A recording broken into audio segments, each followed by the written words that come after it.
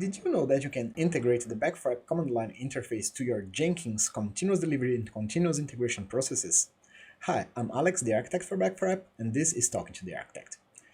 In order to integrate the Back4App Command Line Interface to your Jenkins continuous delivery and continuous integrations processes, all you have to do is to download and install the Back4App Command Line Interface tool. I'll leave a link down in the description on how to do that. And once you do, you'll end up with the B4A command in your terminal.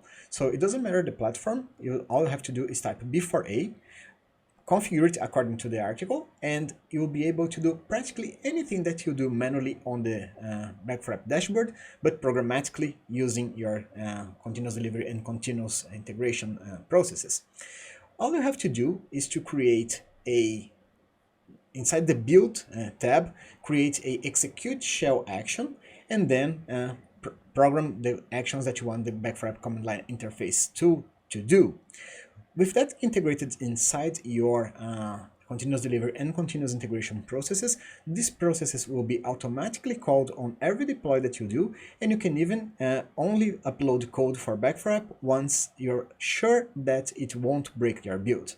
So I hope you liked this video, and if you did, please click the like button and consider subscribing to the channel. Also, share this video with a friend so they can learn something. If you're already subscribed, thank you for that. And if you have suggestions for new videos, please leave it on the comments down below. We will try to make a video especially for you. See you soon. Bye bye.